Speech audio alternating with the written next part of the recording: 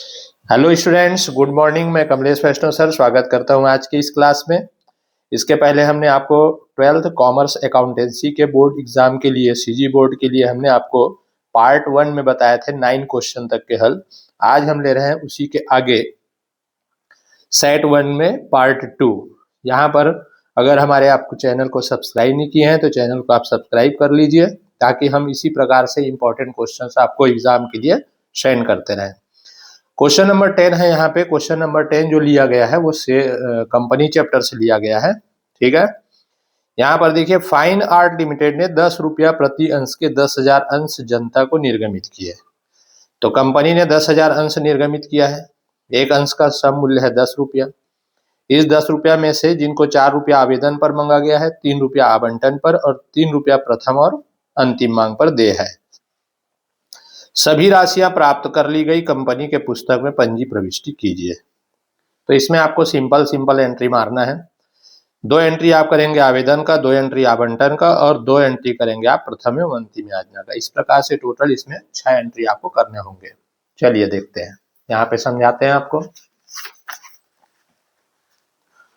तो पहला एंट्री आप करेंगे आवेदन की राशि प्राप्त होने का।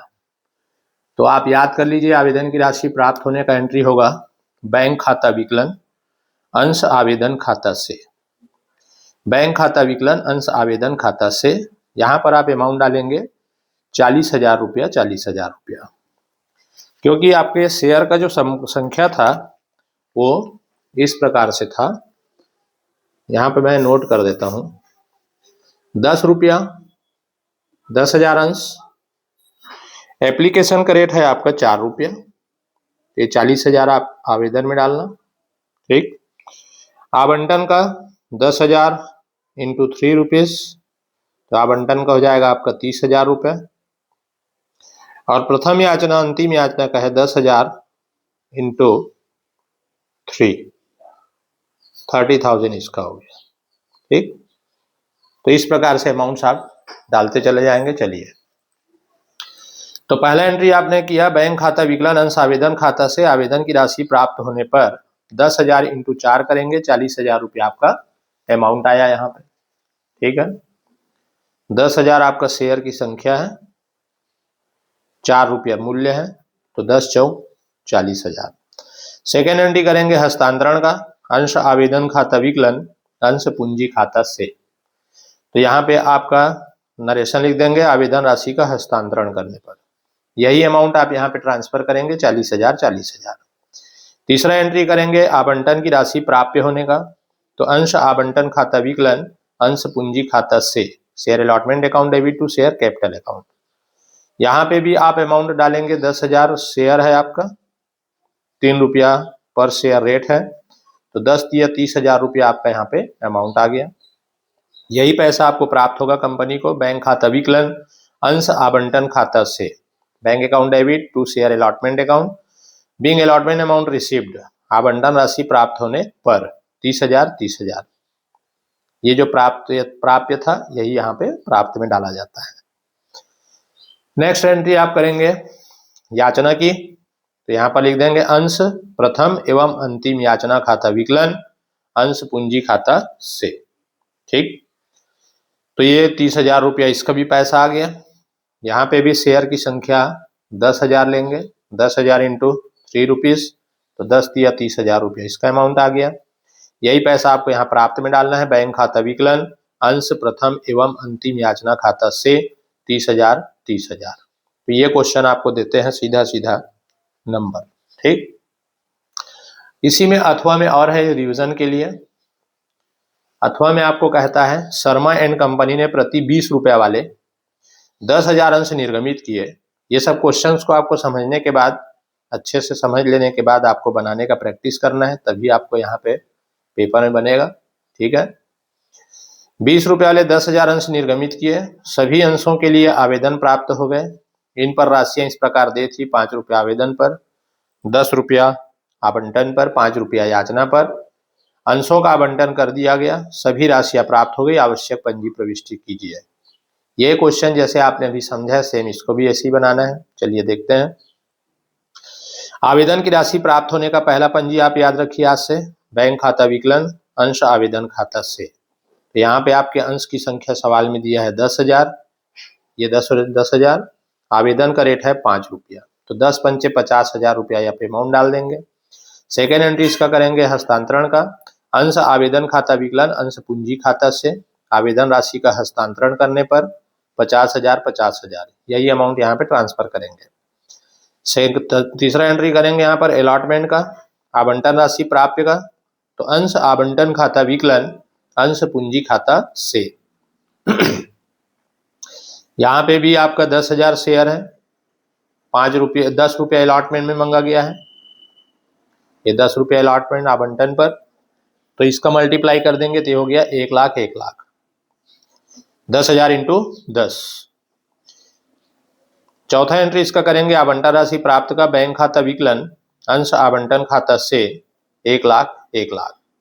फिर याचना का पंजी कर देंगे, 5 रुपया है याचना में, तो अंश प्रथम एवं अंतिम याचना खाता विकलन अंश पूंजी खाता से, यहाँ पे हो जाएगा आपका 10,000 अंश 5 रुपया प्रति, तो ये हो जाएगा आपका 50,000।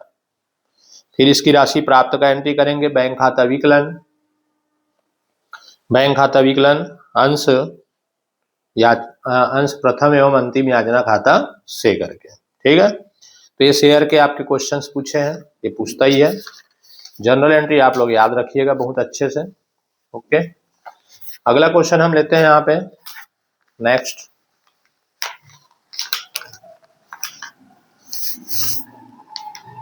चलिए नेक्स्ट एंट्री लेते हैं यहाँ पे क्वेश्चन नंबर 11 का।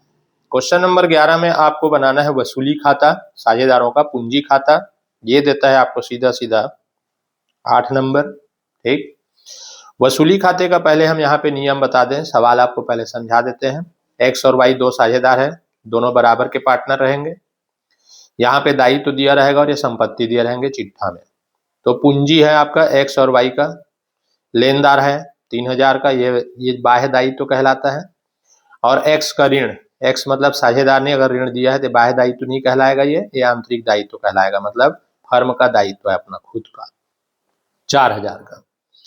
इधर संपत्ति में दिया है आपको मशीन, स्टॉक, देनदार, रोकड़। ठीक, ये इसका अमाउंट दिया है। नीचे आपको एडजस्टमेंट में बताएगा कि ये जो संपत्तियां हैं वो कितने में बिक रहा है, कितना इनसे वसूल हो रहा है, किसको किसको बेचा जा रहा है, यही बस बताता है। और ये दायित्व के भुगतान कितना करना है उसके बारे में आपको बताया जाता है। और दायित्व के भुगतान के बारे में अगर सवाल में कुछ भी नहीं कहा है तो पूरा लेनदार का पेमेंट आपको बिना बोले करना है नगद में। कैसे वो हम यहाँ पे बताते हैं। उन्होंने फर्म के विघटन का निर्णय लिया, संपत्तियों से वसूली इस प्रकार हुई, मशीन से उसके पुष्ट मूल्य से 20% कम, मतलब मशीन जो है 20% कम वसूल हो रहा है, मतलब 80% वसूल हो रहा है, समझ लेना। 100 में 20 कम कर दिए तो वो मशीन से 80% वसूली हो रहा है। स्टॉक से इसके पुष्ट मूल्य से 10% कम, तो स्टॉक में 90% वसूली हो रहा है, 10% घटा देंगे तो। देनदारों से 2,000 रुपया, केवल 2,000 वसूल हो रहा है देनदार से। लेनदारों को 10% कटौती पर भुगतान किया जाएगा, मतलब लेनदारों को जब आप पेमेंट करेंगे तो 90% पेमेंट करेंगे, 10% आपको डिस्काउंट दे रहा है।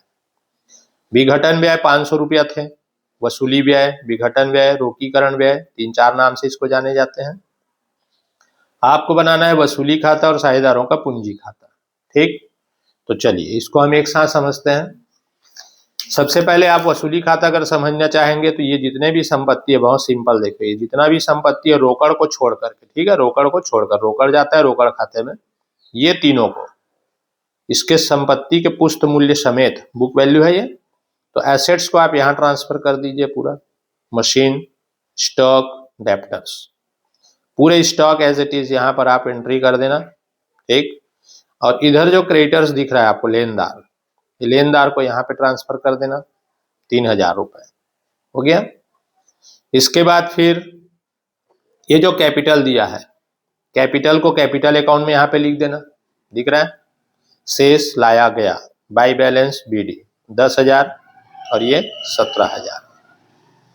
तो यहाँ पे पूंजी आ गया पूंजी में, लेनदार आ गया आपका वसूली खाते में, और ये एक्स का जो ऋण है वो आगे बैंक खाता या रोकड़ खाता बनाने बोलता है, तो वहां पे लिखा जाता है क्रॉस एंट्री में ही समाकलन साइड में, कौन से अकाउंट में? कैश अकाउंट में, रोकड़ खाते में। अब यहाँ पर नीचे हमको बोला है कि मशीन से उसके पुष्ट मूल्य से 20% कम, स्टॉक से उसके पुष्ट मूल्य से 10% कम, देनदारों से 2000 रुपया वसूल हुए। तो जितना भी ये संपत्ति है इसको जब फर्म बेचता है मतलब वसूली होता है तो उसको लिखा जाता है किधर? क्रेडिट साइड में, वसूली खाता के क्रेडिट साइड में। तो यहाँ पे लिखेंगे रोकड़ खाता को, मतलब रोकड़ खाता विकलन हो रहा है और वसूली खाता से हो रहा है। तो रोकड़ खाता को लिख करके यहाँ पर आप संपत्तियों के नाम को लिख देना, मशीन से, स्टॉक और देनदार। अब ये अमाउंट कहाँ से आएगा? तो यहाँ देखिए मशीन आपका है कितने का? 9000 का, ये पुष्ट मूल्य कहलाता है। 9000 के मशीन है, इसमें 20% कम वसूल हुआ बोला, तो 20% या तो इसका निकाल के इसमें घटा दो, और उतना अगर चकल्लस नहीं करना है तो 100 में 20 गया, कितना बचा बेटा? 80, तो इसका 80% निकाल देंगे, तो 8 निया 72, 7200 रुपया वसूल हुआ। ठीक है, 8 निया कितना हुआ? 72, 7200। स्कंद से 10% कम हुआ, मतलब 90% वसूल हो रहा है, तो 10,000 का 90% निकाल देंगे, ये आ गया 9,000। देनदार से सीधा 2,000 वसूल हो रहा है बोल रहा है, तो डायरेक्ट 2,000 को लिखेंगे, और ये टोटल लगा दिए तीनों का लिख के 18,200 आया। ओके, फिर आगे क्वेश्चन पढ़िए, लेनदारों को 10% कटौती पर भुगतान किया गया।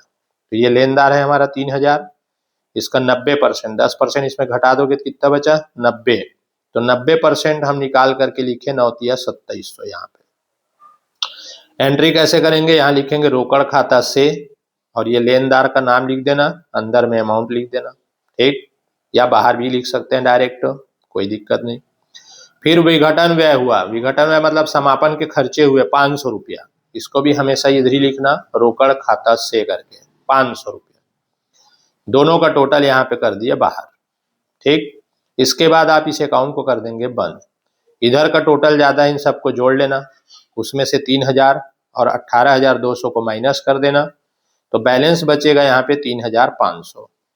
ये 3,500 यहाँ पर हो गया पार्टनरों को लॉस, घाटा हो गया, हानि, तो इसको बांट दिया जाएगा उनके पूंजी खाते में।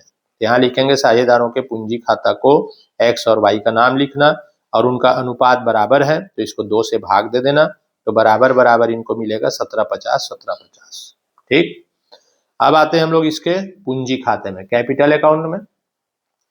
तो ये जो पूंजी में खाता करके आप लिखे हैं 1750, इसका क्रॉस एंट्री मार देना किधर? डेबिट साइड में पूंजी खाता के, यहाँ लिख देना वसूली खाता से 1750 1750। यहाँ पूंजी को हमने पहले से लिख दिया चिट्ठे से ला करके। ठीक, इसके बाद फिर आप बैलेंस निकाल देना, 10,000 रुपया टोटल आ रहा है, 17,000 इसका टोटल आ रहा है, 10,000 में 1750 रुपया माइनस कर देना, तो ये बच गया इसका बैलेंस 8,250 रुपया शेष बचा। 17,000 में 1750 माइनस कर देना, तो इसका बैलेंस बचा 15,250। इसको हम लिखेंगे रोकड़ खाता से। क्या लिखेंगे इसको? रोकड़ खाता से, टू कैश अकाउंट, जो भी बैलेंस बचेगा, मतलब साझेदारों को फाइनल इतना पेमेंट करना है लास्ट में फर्म के द्वारा। ओके, चलिए एक बार और इसी क्वेश्चन को सेकेंड क्वेश्चन में समझते हैं। ये भी आपको और में देगा, एक्स, वाई और जेड 3-2-1 के अनुपात में साझेदार हैं। 31 दिसंबर 2001 को उन्होंने इस तिथि पर साझेदारी का समापन करना तय किया। इस तिथि पर चिट्ठा निम्न था। तो आपको बैलेंस शीट दिया इधर दायित्व में लेनदार 88,000 का, पूंजी दिया है एक्स वाई जेड का 1,10,000 और ये 72,000, टोटल 1,82,000। संपत्ति आपको दिए हैं इधर, यंत्र दिया है 1 लाख का, स्टॉक दिए हैं आपको 60,000 का, डेप्टर्स मतलब देनदार दिए हैं 78,000 का, और बैंक में रोकड़ दिए हैं 32,000 का। ठीक, इसके बाद फिर यहाँ पे आपको कुछ इंफॉर्मेशन दे रहा है जिसको आप ध्यान से पढ़ेंगे पेपर में। अब बोल रहा है कि एक्स को 80,000 में लेना स्वीकार किया, एक्स ने यंत्र को लेना स्वीकार किया, मतलब यंत्र मतलब मशीन को फर्म ने एक्स को बेच दिया, कितने में? 80,000 रुपया में। डेप्टर्स मतलब देनदार से 63,000 रुपया, स्टॉक से 46,000 रुपया वसूल हुए। तो फर्म ने बेचा आपका देनदारों से वसूली हुआ है 63,000 का, और स्टॉक से वसूली हुआ है, बेचे होंगे तो 46,000 का। लेनदारों को पूर्ण भुगतान में 84,000 रुपया दिए गए, वसूली पर 3,000 रुपया व्यय का भुगतान किया गया। आपको बनाना है इसमें वसूली खाता, रियलाइजेशन अकाउंट, और पार्टनर्स कैपिटल अकाउंट, साझेदारों का पूंजी खाता। तो सबसे पहले आप ओपन करेंगे यहाँ पर रियलाइजेशन अकाउंट, वसूली खाता को कहते हैं। तो मैंने आपको बताया कि जितने भी संपत्ति हैं उन सारे संपत्तियों को बैलेंस शीट से आप लेके आ जाएंगे, क्रॉस एंट्री कर देंगे। चलिए यहाँ समझते हैं, थोड़ा डिफरेंस जा रहा होगा। यहाँ पे जितने भी एसेट्स दिए हुए हैं, जैसे यंत्र है, स्टॉक है, देनदार है, बैंक में रोकड़ को छोड़कर, ये सबको हमको लिखना है किस साइड में, वसूली खाता के डेबिट साइड में, और ये लेनदार को लिखना है अपने को क्रेडिट साइड में, और पूंजी जाएगा पूंजी खाते के क्रेडिट साइड में। ठीक है, चलिए इसी को हम यहाँ पे समझा रहे हैं, आपको ध्यान रखिएगा। ये लो, तो हमने बोला कि जितने भी संपत्तियां हैं उसको आप लिखेंगे इधर डेबिट साइड में। तो यंत्र को लिखे 1 लाख का था बैलेंस शीट में, स्टॉक था 60,000 का, देनदार था 78,000 का। इधर लेनदार को लिखने बोला क्रॉस, कैंची देखो ना, कैंची कैसे क्रॉस एंट्री होता है, एसेट्स को इधर, लायबिलिटी को इधर। तो लेनदार को लिख दिया हमने 88,000 का। ठीक, और यहाँ पर कैपिटल भी साथ में बनाएंगे, तो कैपिटल को लिख देंगे, शेष लाया गया पूंजी को 1,10,72,000। अब यहाँ पर बोला है कि एक्स को यंत्र को 80,000 में लेना स्वीकार किया, तो एक्स को बेच दिया यंत्र को, ये यंत्र। तो कोई भी संपत्ति चाहे पार्टनरों को बेचो चाहे फर्म मार्केट में बेचेगा, इधर एंट्री करोगे। तो ए को बेचे हैं तो यहाँ लिखेंगे ए के पूंजी खाता को। ठीक है, ए के पूंजी खाता को 80,000 रुपये में बेचे हैं यंत्र को, ये 80,000 रुपया। इसको तुरंत डबल एंट्री कर देना बेटा पूंजी खाते में, इधर क्रॉस, तुरंत, उधारी वाला काम ही नहीं। यहाँ लिख दिए वसूली खाता से, किस खाते से आ रहा है, उस खाते का नाम वसूली खाता से, और एक्स ने लिया है तो एक्स के खाते में 80,000 रुपये यहाँ लिख दिए। इतना पैसा एक्स के खाते से माइनस हो जाएगा जब हिसाब देंगे इसको तो। ठीक है, फिर आगे बढ़े कि देनदार से 63,000 रुपया और स्कंद से 46,000 वसूल हुए। तो ये दिख रहा है आपको देनदार और ये स्कंद, ये था कितने का उस पर ध्यान नहीं देना है आपको, बिका कितने में उसको लिखना है यहाँ पे डायरेक्ट। ठीक, तो रोकड़ खाता को हमने लिखा, रोकड़ खाता को, इसमें दोनों राशि को जोड़ करके दिखा दिया इसने। तो आप अंदर में लिख लेना देनदार का 63,000 रुपया, हाँ, और 46,000 रुपया स्टॉक, 46,000, दोनों का टोटल 6 और 3 9, 6 4 10, 1,09,000 रुपया वसूल हो गए। ये रोकड़ खाते में डबल एंट्री होगा, इसलिए रोकड़ खाता तो बनाने नहीं बोला है, तो यहीं पर आप लिख के छोड़ देना। ठीक है, उसके बाद बोला है लेनदारों का पूर्ण भुगतान 84,000 किया गया, तो लेनदार 88,000 का दिख रहा है आपको। इसका जब भी भुगतान करोगे वसूली खाते का नियम है किधर करना, डेबिट में। रोकड़ खाता से टू कैश अकाउंट, यहाँ पर कायदा बता देना लेनदारों को भुगतान, और साथ में इसने इसको भी पेमेंट कर दिया 3,000 रुपया का। ठीक, तो 84,000 रुपया लेनदार का पैसा है ये, और 3,000 रुपया वसूली व्यय का है। टोटल आपका हो गया 87,000, 87,000 रुपये। इसके बाद वसूली खाते को आप बंद कर देंगे, ये टोटल इधर का ज्यादा है, 2,25,000, 3,25,000 रुपया टोटल आया, उसमें माइनस कर देंगे 88,000 को, 80,000 को और 1,09,000 को, तो बैलेंस बचेगा इधर 48,000। 48,000 को उनके अनुपात में बांट दीजिएगा। ठीक, उनका अनुपात दिया है 3:2:1, तो 3:2:1 में इस 48,000 रुपये को बांट देंगे, तो 3 2 5 और 1 6, 6 से इसको भाग देंगे, 6 6 36, 6 7 42, 6 8 48, 8 आया, 8 दिया 24,000 इसका मिला, 8 दूनी 16,000 इसको मिला, और 8 एकम 8,000 इसको मिला।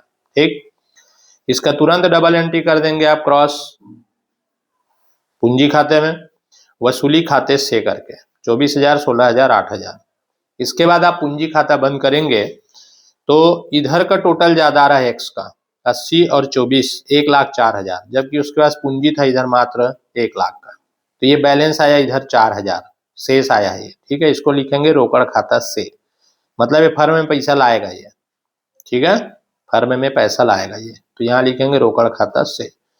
वही हाल वाई का है, वाई का इधर टोटल है 16,000, लेकिन इसके पास था पूंजी मात्र 10,000 का, 6,000 ये भी लाएगा घर दौड़ के। ठीक, तो यहाँ लिखेंगे 6,000 रोकड़ खाता से। जेड का इधर का बैलेंस ज्यादा है 72,000, 72,000 में 8,000 रुपया माइनस कर दिए हानि का, तो इसको पेमेंट किया जाएगा फर्म के द्वारा 64,000 रुपया, तो इसको लिखेंगे रोकड़ खाता से। ठीक, इस प्रकार से ये आपका पूंजी खाता बन गया। अब हम लोग लिखते हैं लास्ट क्वेश्चन इस चैप्टर का। चलिए, तो 12वां नंबर का क्वेश्चन है आपका सेक्शन ए में। समता कंपनी ने 10, ये ऋण पत्र का सवाल है। समता लिमिटेड ने 10 रुपये वाले 1008% ऋण पत्र निर्गमित किए। आवेदन पर 10 रुपया, आवंटन पर 20 रुपया, प्रथम याचना पर 40 रुपया और अंतिम याचना पर 30 रुपया प्रति ऋण पत्र की दर से राशि मांगी गई। सभी राशियां यथा समय प्राप्त हो गई। कंपनी के पुस्तक में पंजी प्रविष्टि कीजिए। तो चलिए इसको समझते हैं। ये अंश की तरह इसमें भी आपको जर्नल एंट्री करने होंगे। ये 8 नंबर का है बेटा, थोड़ा ध्यान से समझिएगा।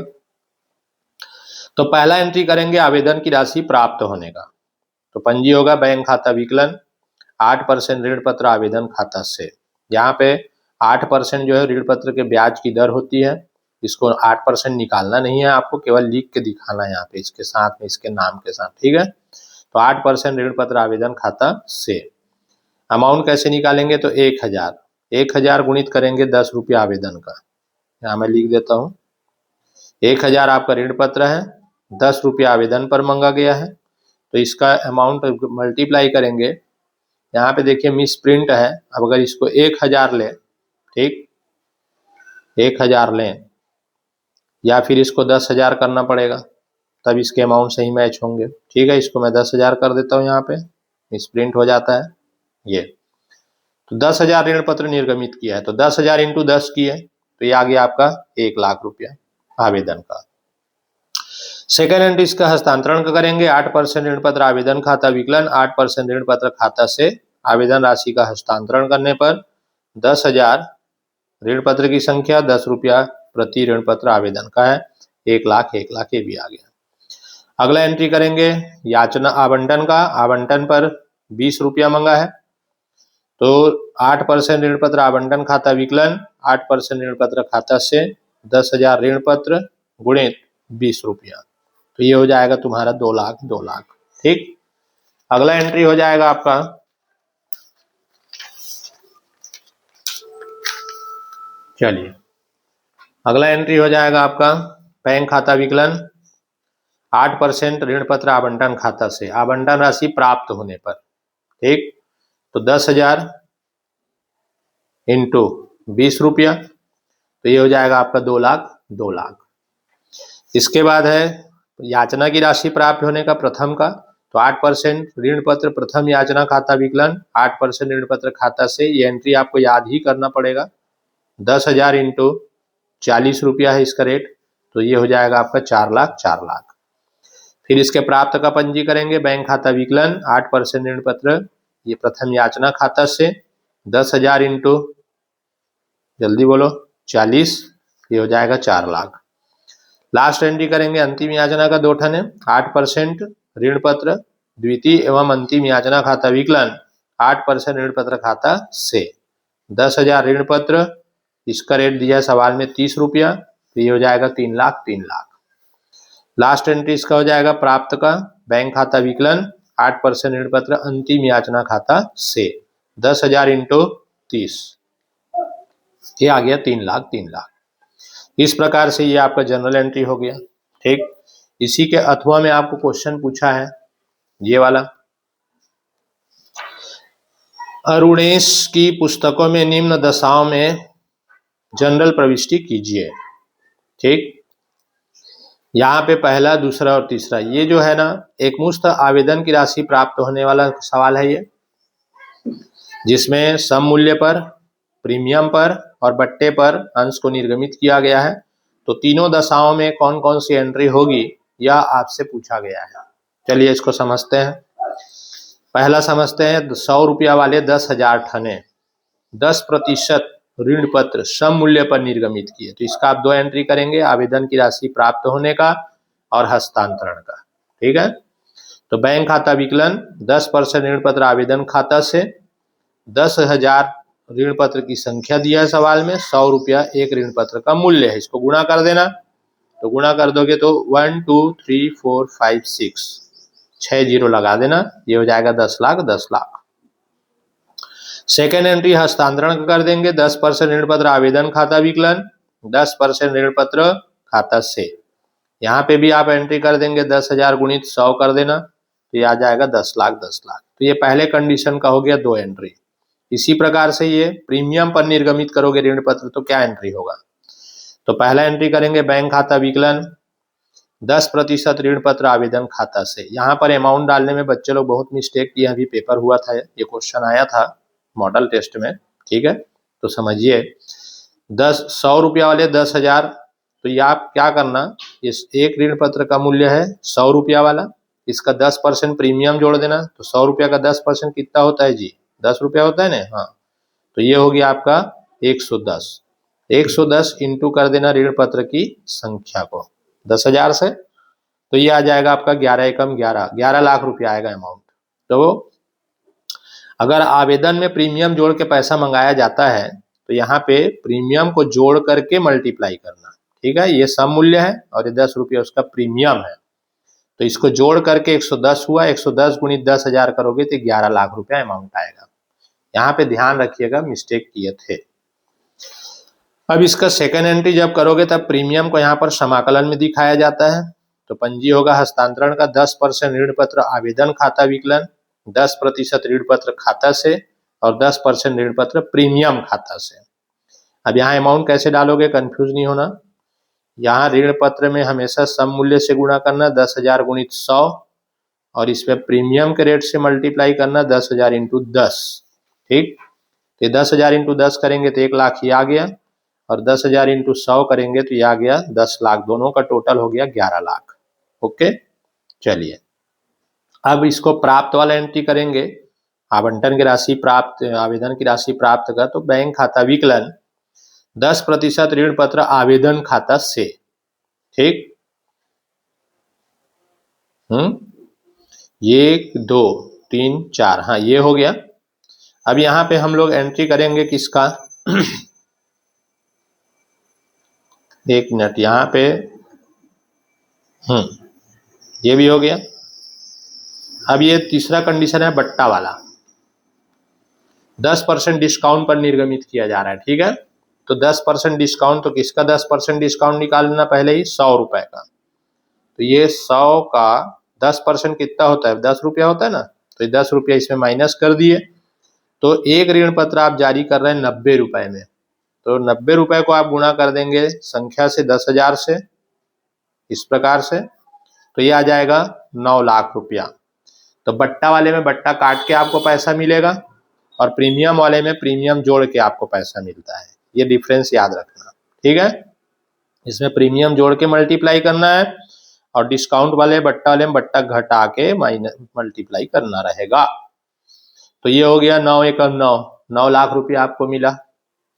उसके बाद इसके हस्तांतरण का पंजी कर देंगे, तो यहाँ पर दिखाएंगे 10% ऋण पत्र आवेदन खाता विकलन 10% ऋण पत्र बट्टा खाता विकलन, बट्टा को डिस्काउंट बोलते हैं, और ये 10% ऋण पत्र खाता से। पैसा कैसे डालेंगे ध्यान देना, यहाँ पे ऋण पत्र की संख्या लेना 10,000 गुणित करना बट्टा काट के 90 रुपया से, इसमें बट्टा को दिखाना 10,000 गुणित बट्टा 10 रुपया, ठीक है। 10% बोला था 100 का 10 रुपया हुआ, दोनों मिला करके यहाँ मल्टीप्लाई करना 10,000 गुणित 100 रुपया से।